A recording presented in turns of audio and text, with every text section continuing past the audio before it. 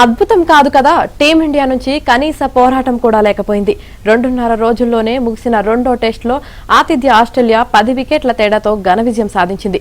తొలి టెస్టును 295 పరుగుల తేడాతో గెలిపించిన భారత బ్యాటర్లు రెండో ఇన్నింగ్స్లోనూ పూర్తిగా విఫలం కావడం దెబ్బతీసింది. ఈ మ్యాచ్లో ఒక్క బ్యాటర్ కూడా అర్ధ సెంచరీ చేయలేకపోయాడు. జట్టు మొత్తంగా 81 ఓవర్లలో మాత్రమే ఆడింది. అంటే కనీసం ఓ రోజంతా కూడా బ్యాటింగ్ చేయలేకపోయారు.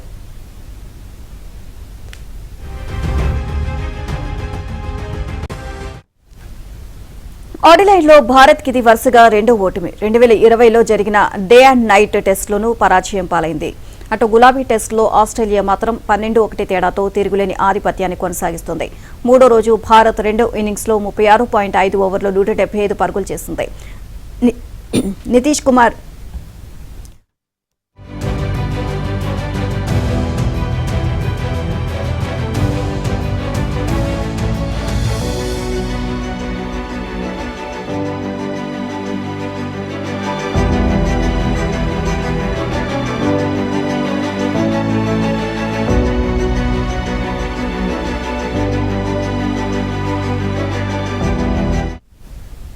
ఇక నితీష్ కుమార్ 42 పరుగులతో మరోసారి టాప్ స్కోరర్ గా నిలిచాడు. అతడి నిలకడ కారణంగానే జట్టుకు ఇన్నింగ్స్ ఓటమి తప్పినట్టయింది.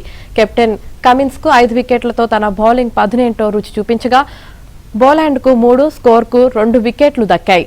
ఆ తర్వాత 19 పరుగుల స్వల్ప ఛేదన కోసం బరిలోకి దిగిన ఆసీస్ రెండో ఇన్నింగ్స్ లో వికెట్ నష్టపోకుండా 3.2 ఓవర్లలో నెగ్గింది. ప్లేయర్ ఆఫ్ ది మ్యాచ్ గా ట్రావిస్ హెడ్ నిలిచాడు. భారత తొలి ఇన్నింగ్స్ లో 180, ఆసీస్ 337 పరుగులు చేశాయి.